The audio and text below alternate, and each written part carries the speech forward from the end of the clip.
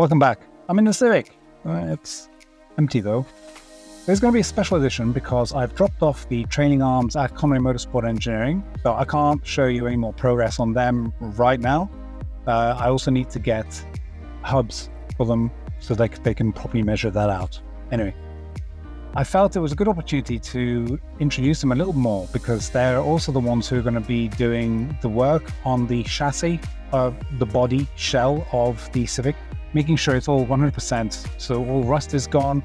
It's strong everywhere. It's not just a case of getting rid of rust and painting over it. If it weakens the metal, you're putting so much money into the vehicle, you don't want it falling apart on the road. So we're going to join my interview with Llyr, one of the owners, asking him how he got started in the business.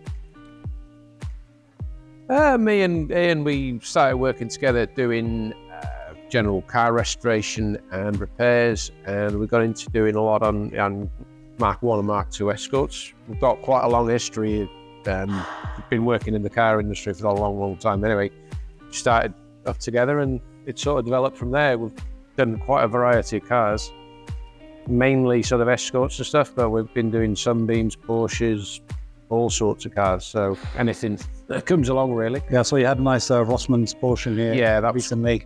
Quite a big project we did recently. There was a big crash repair that turned into a full build as well, so which was nice to do.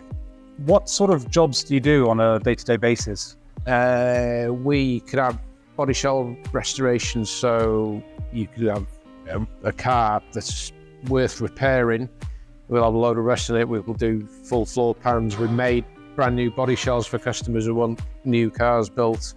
Rally preparation. We'll do, like this car here is full sort of restoration.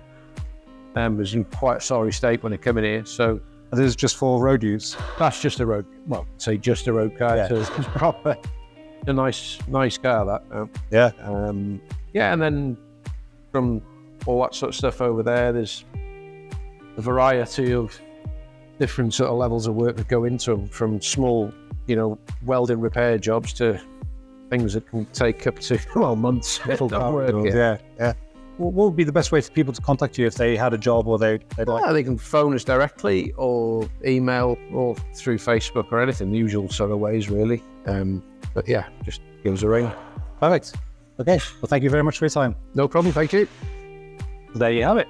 Thanks again to Ian and Llyr for allowing me to walk around the premises and interview them about the work they do. And hopefully you enjoyed that too.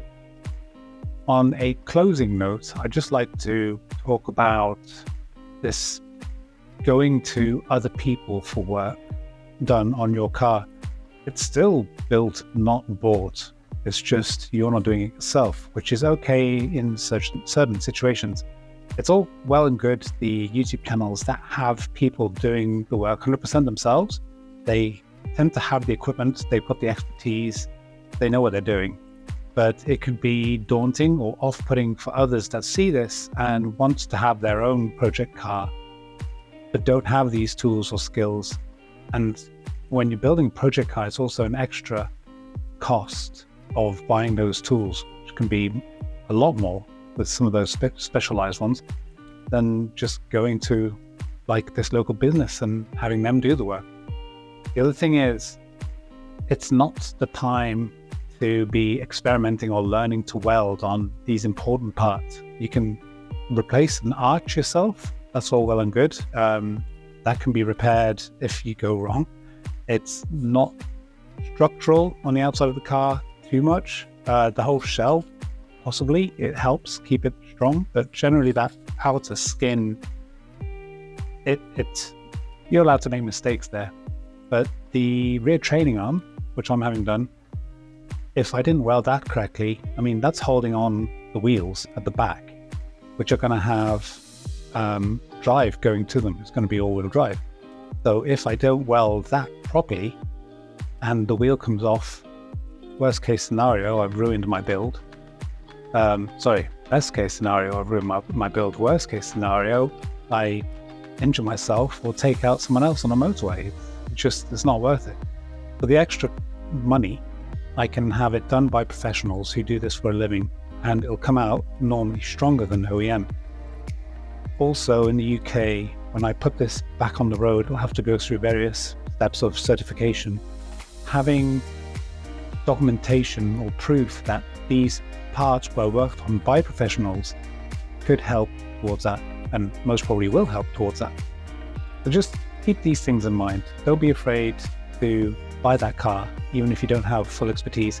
Work on the bits you're sure of, even if it's just the interior. You do the interior yourself, the audio, speakers, wash the car yourself, replace a bumper, do an oil change. It doesn't matter. The rest, seek out those local businesses and get them to help you. You're supporting them and you'll be helping yourself in the long run. Thank you for watching, and I'll see you in the next episode.